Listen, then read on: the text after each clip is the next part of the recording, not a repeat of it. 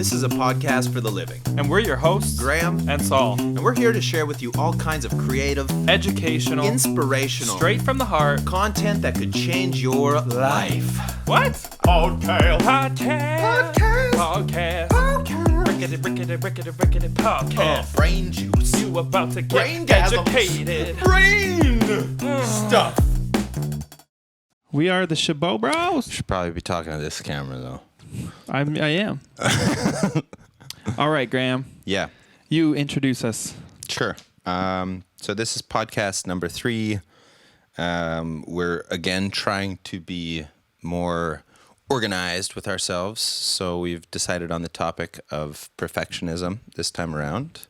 Very relevant to both of our lives. Yeah, especially in the creative process, Yes. I will say. I'd say I both owe a lot to it and also, Have been blocked by it yeah. hundreds of times. Yeah. It's definitely the source of a lot of pain for me, but also the source of a lot of skills and abilities. Yeah, definitely. Yeah. Yeah. So, okay, just to get us going, I guess,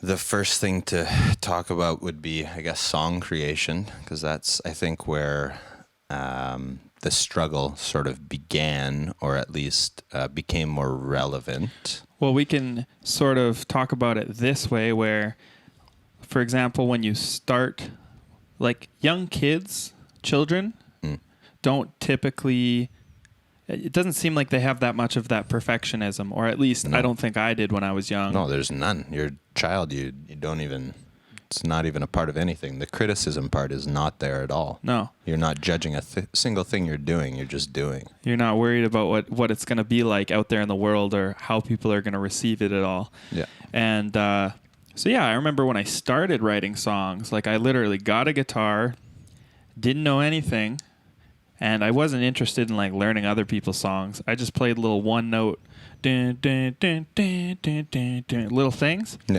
And I was so creative. And I remember being incredibly creative through this whole thing. Oh, you're getting a phone call. That's what's happening. Oh.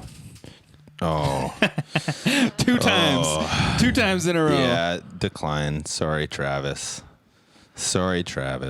Do We'll have we to call him back. That's okay. No, let's keep rolling. keep rolling? Yeah, Okay. keep rolling. We don't want to stop. Yeah. I just got a phone call from Travis, just so you guys know. And we have a booth at the mall right now. And so I should probably answer it, but we're going to just roll through and Well, and we'll get back. yesterday we were going to do this podcast, and then Travis actually cut himself, so we weren't able to do it. He had to go to the hospital and get stitches. So Yeah, so I think he'll understand. Yeah. So anyway, okay, we'll keep rolling. But Yeah, so back to the creativity thing. Like, for me, the perfectionism honestly wasn't really there with the songwriting until you kind of like, I think it was after high school where it truly started to set into extremeness, where before that, it's like music was more for fun and you were just building skills. It was okay that you weren't the best. Yeah. But then all of a sudden, after high school, there was all this pressure for it to be something. yeah.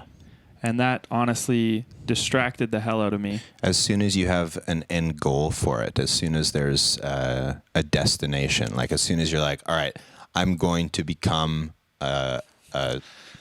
what? Oh, there's more. We're having technical difficulties today. As soon as you're putting effort into trying to make something out of it, then it puts all this pressure on the creativity itself. And then this perfectionism thing comes in. Like this, exactly. We're seeing great examples of it. Great right in this examples moment. today. The need to control things and Yeah. for them to have an outcome or be something. Yeah, exactly. Like for a great example is we spent probably, 45 minutes getting this set looking the way it is and getting the lights in position and making sure everything is in line. Like, look at the alignment of the couch here. It's perfectly in line with the top of the screen, which is a little detail, but these are the obsessive things that can ultimately block us if you're not able to push through them, is the great challenge with it. Yeah. So, like, for example, one of the things that I ran into is when I started making music, I was in Vancouver and I started with a little phone app and I was producing on that app. And for me, it was so easy at the time because it was like I wasn't doing it for a destination or for a goal, for a purpose. And so because it was just about fun and play, it was so easy to create that music. There was no blocks. But then within probably a year of starting to release music to the public and saying, I want to put stuff on Spotify and I want to try and build a bit of a following with it, then all of a sudden the creativity or the perfectionism came in and it was like, oh, I need this to be a certain thing. And that started to block me and slow down my creation process. Like probably in the first, when I was first writing, I wrote probably 100 songs in the first 6 months or something. And then after that, when I made the decision, all of a sudden, oh, no longer produce. Now maybe the next 6 months was another 10 songs, or the next 2 years was another 10 songs. So that's a great example of how perfectionism can work in your favor because obviously you're releasing better content. But as far as creativity and the fun aspect goes, it's a really huge blocker. Yeah. I mean, we can talk about how to get where I've gotten as an artist, it's taken both the perfectionism and the release of it. Yeah. Because, I mean, the positive aspect of quote unquote perfectionism is like, yeah, we spent 45 minutes on this set. Well, for me, I personally really enjoy taking that time. Yeah. And the way that I learned to sing the way that I can is I got a little USB microphone and I sat there and I would do a little guitar part, write something, lyrics to sing to it and a melody, and I would sing that, record it 100, like literally 100 times until It was at the standard you wanted it to be. Yes. Yeah. So I've always been like quite OCD or whatever it is. And yeah, that's just always been there for me. Mom would say when I was young, I would like pull my socks up and make sure, I make sure my hair is super tight, my belt, Yeah. I've always had that. And it is something that I count to the reason that I am maybe talented or whatever. Yeah. I'm at the point that I'm at is because I just sat there and beat it to death and learned in that aspect. Yeah. So I do credit a lot of my talent to it, but where it became an issue is when, like, I'm 26 now and I haven't released any music. Because it hasn't been up to the standard that you wanted it to be. Yes. Yeah. So it's all fun and games when I'm sitting there and I'm practicing, but it's like skill building is one thing, sharing is another. Like Yeah. I can't just take forever. I'm a part of this world and I'm a part of this ecosystem. And if I'm just sitting there and I'm only taking from that ecosystem, but I'm never giving back, and I believe that about Instagram, is that if you're just always scrolling Instagram and always taking in people's stuff, but you're never giving back, you're not actually a part of the ecosystem. You're not a part of the natural ebb and flow that just is in this world. It just is. The plants do it. We just as humans. Yeah. Yeah. You don't necessarily have to be. Lots of people enjoy just consuming content from those platforms, but certainly in your shoes, it makes a lot more sense to be giving back, especially when you're creating all this this work behind the scene. You're doing all of this stuff. You've put all this energy into building yourself into the person that you are, and you're wanting to share your art and your creation, but then being blocked by that perfectionism, that thing that Yes. says I have to have it at this level, or it's not okay to share it with the world. So then we can go a level deeper into that and just say that I was doing an exercise called the Freestyle Fridays, where the whole purpose of it was to demolish perfectionism. Yeah. And for almost a whole year, I did this thing, and it was an exercise of letting go of this perfectionism. And there were so many times during that process that I would create something, and my critical mind would show up, and it would say, this isn't good enough to post, or this isn't, like, I don't enjoy it. But then I would have no choice, because I told myself I'm posting once a week. Yeah. and this is all I could come up with. So I had no choice. I had to post it. And when I did that, all of a sudden you get other people's feedback, and it's like they're saying, well, this was my favorite one. I enjoyed it so much. And then I'm sitting there. What I learned from all that is like, wow, I can't trust myself creatively in that way. I can't finish something. Yeah. Like we finished podcast episode 2 and we both kind of felt like, I don't know. But the thing is, it's not up to us. Yeah. Once we finish it, it's not up to us. It's just something we did. Yeah, that's a really good point, actually, because one of the fascinating things that I've discovered through releasing music has been exactly that. Some of the songs that I am most critical about are the ones that people enjoy the most, and the ones that, let's say it just came together really quickly and it feels like, oh, this is nothing. Like I put nothing into this. And then it gets released and the response is so positive for that thing that I'm sitting here judging.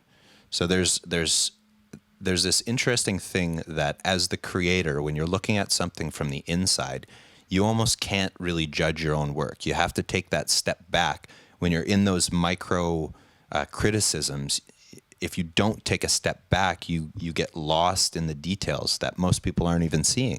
And I know this happens in every single art form.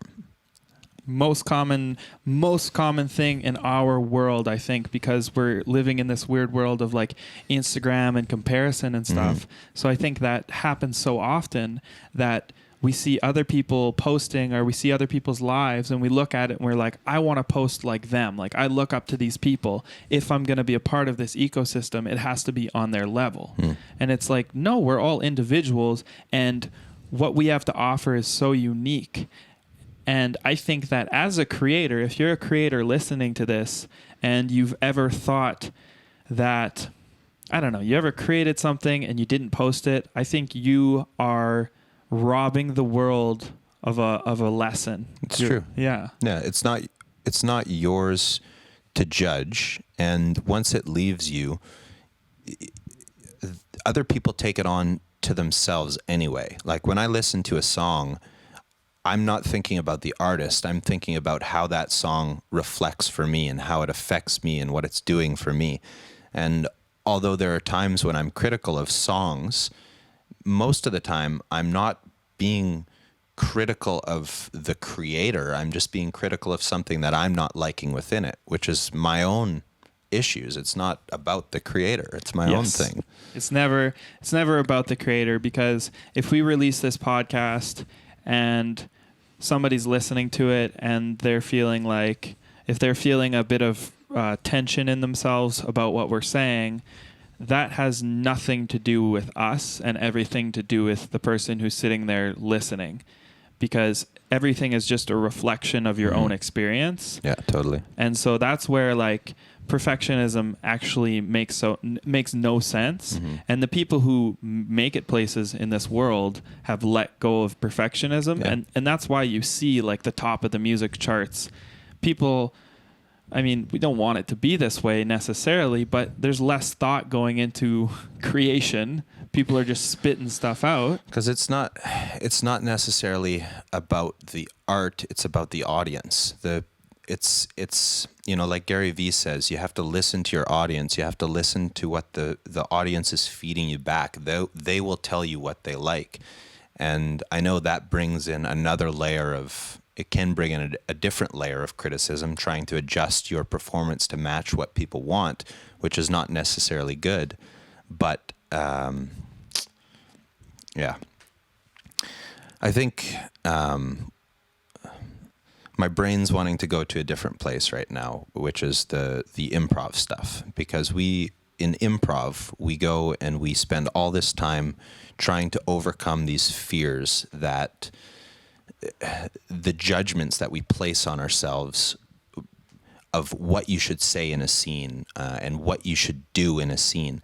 And the whole thing with improv, the whole game was like, how do you overcome that inner criticizer, that judge that we all have, and just jump in and do whatever comes to you?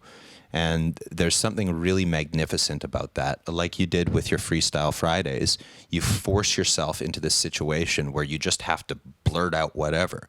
You just have to let it go.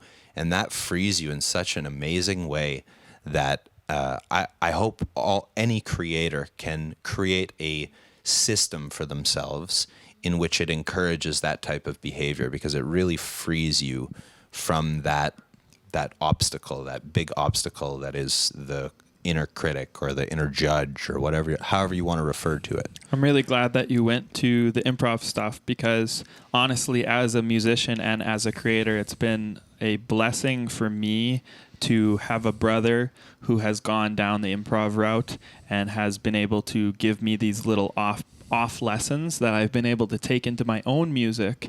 And there's been so many times I've been playing at like a restaurant where it's a 3-hour gig and no one's paying any attention. So it's a moment for me to practice my own improvising, because I know, there's no pressure basically. Yeah. So in those moments, I'm able to apply those things. And there is something so fun about creating in the moment. And I think as creators, and I truly believe every single person is a creator in a way in the world, but we've all had moments of improv.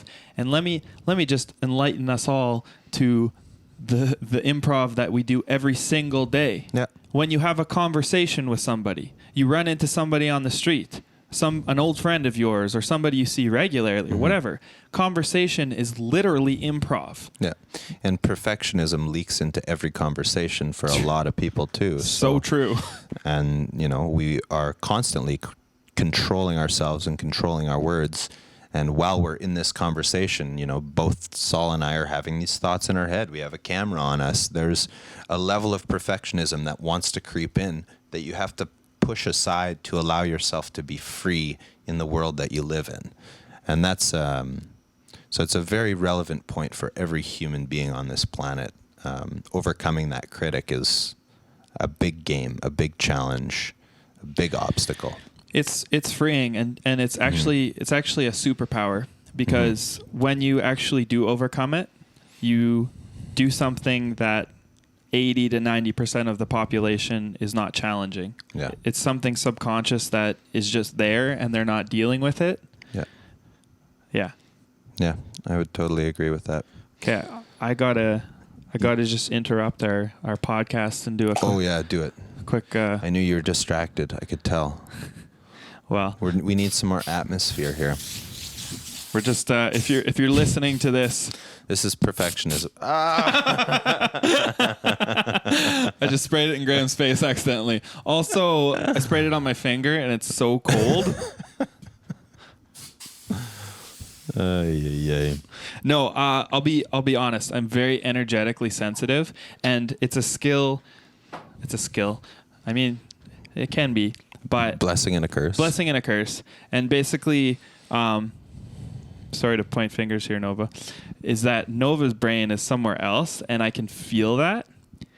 And it's something I need to work on to ground myself in our conversation. It's okay. That's another. It's a great point. It's definitely a separate podcast we'll delve into. But Yeah. but the way that we can get distracted by someone else's distraction is a very interesting subject. It is, because even when the live was going on, I know. I was watching you being pulled to that. And that's what I was saying in the last podcast about having the monitor here. Yeah. Because it pulls in one way, right? Yeah. So these are all little things where, like, to take this to, again, back to acting, back to performance. Yeah. In an actor's whole job is to forget everything else that's happening around them. So 100%. it's literally a skill that I've had to train from being in front of the camera. Totally where agree. There's shit happening all around you, and you have to be able to isolate. And again, we can bring this back to the criticizer, back to the critic, because all it is this perfectionist, this judge that's saying, oh, things need to be this certain way. It is. Oh, this person's not doing the thing that I need. This is not. It's just judging exactly the whole scenario. So it's a fascinatingly relevant thing. It is. That's peeking its head out here. It's about control, because I want the podcast to go a certain way, and I want us to flow into certain conversations, and so therefore I'm trying to control it. But the reason I point it out is just because for me, the way I improve things is by bringing consciousness to it and bringing truth to it. Yeah. So sorry for No, it's okay. pointing that out. And it's cool because we're gonna flow with whatever happens, no matter what. Yes. And that's it's gonna be a thing that's definitely unique about our podcast. We won't edit. We won't, as much as our critics want to judge these, we're not going to. We're gonna release them as is. 100%. And so that's going to be an interesting thing going forward, because there will be days when we're not feeling our best, when we're not when we're not doing as good. We didn't do our habits. We didn't, we're not at peak performance level. Well, you still have to perform on those days. And I personally love the challenge because at the end of the day, if I can, I've felt this feeling a lot of times, and even last time I was doing a podcast with Hadlin, it was a very similar thing because it's all based on focus, and each of our, if we're locked in. Yeah. The nice thing about us is we're brothers. Yeah. And a lot of what we do is practice focus. And so even though my focus was drifting, your focus was solid and you were able to bring me back into it. Yeah. And then it kind of triggered something in my mind, which was, instead of going into my head and letting my head be in control, which is just going to pull me different places, I started to say, no. Go into my heart. Ground. Be in this moment. Be with you. Be in your conversation, and let our hearts do the leading. Yeah. And let us, grow and bring. Oh, yeah. There's our 20-minute. There's our timer. So, to bring it back to the main point here, I think the biggest point that was touched on is that the inner criticizer, the perfectionist that lives inside of us, can be a massive blocker to so many aspects of our life, whether that be creatively, conversation, in whatever department where you feel yourself criticizing yourself, your actions, the people around you. Those are opportunities to grow and to move past. It's very important that we start looking at the things where we find ourselves being critical and start releasing them moment to moment, because it's not a thing that just disappears. It's a thing that we all live with and we all have to improve upon. But taking action and actively helping ourselves to move past those things is an invaluable lesson and an invaluable thing that we can all do for ourselves to grow and move forward. I agree.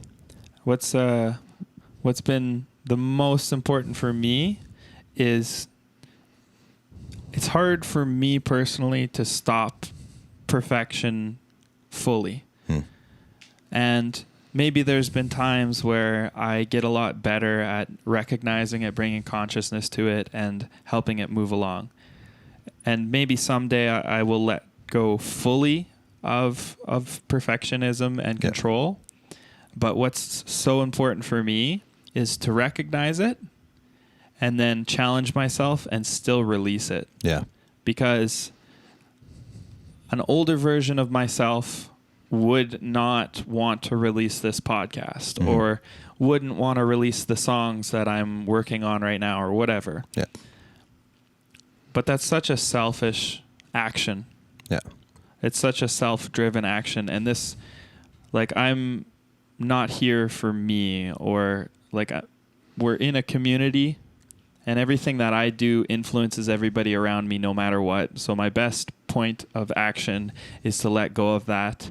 Or even if I feel that perfectionism, challenge it and still release it. I'm allowed to feel it.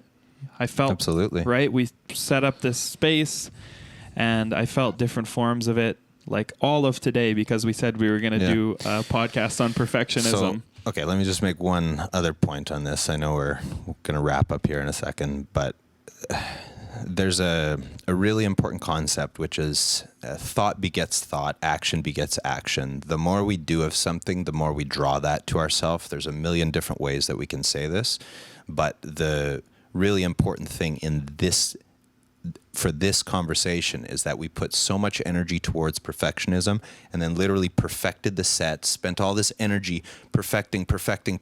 So what leaked into our conversation? this perfectionism, right? This need for things to be controlled and so that's what happens to us. If you get up in the morning, you can use this social media example. If you get up in the morning and you look at your phone and you have all these notifications and you're feeding that thing, well, all of a sudden you feel more drawn to your phone for the rest of the day. That's why it's so important we don't look at the phone first thing in the morning. The more we put into our lives, there's many concepts that I could go into, but I'm not going to. There's so many different things I could go into, but I'm not. But the important thing is the more we do of something, the more we get of a thing, the more we think about a thing, the more we draw that, the more we do that. So again, if we're removing criticism, if we're letting that go, then we're going to find ourselves being less critical going forward as well. And that's a really important point. And to riff off of that, Yeah. basically we brought up this concept of perfectionism, and then what it did is it brought to light, because for me, perfectionism is it's like probably one of my bigger things that I'm working on. Mm-hmm. And so we bring it up, and yeah, like you're saying, there's all these little examples, which are there. For me, they're there every single day, but it's because we said, well, we're doing this podcast on perfectionism, so we're all of a sudden bringing consciousness. Yeah. It's like they're little holes in my body, and the light is like leaking out, and now I see it. Yeah. You know, I'm noticing the little acts of perfectionism. Yeah. And by bringing that consciousness to it, that's how we deal with it. And having this conversation with you and sitting here and having this conversation with everybody listening as well, this is how we work through it and push forward to the next phase of it. Exactly. Nice. That was good. That was a good one. Hope you guys enjoyed. The one thing I know I've added a few things, but the one thing I will say is if you get value out of these, we would love for you to comment and subscribe, specifically on YouTube, because we're trying to build that community right now. The more subscribers and followers we can get, the more we can continue doing these. We want to do them once a week, and really only if you're getting value out of it. We won't ask otherwise, but...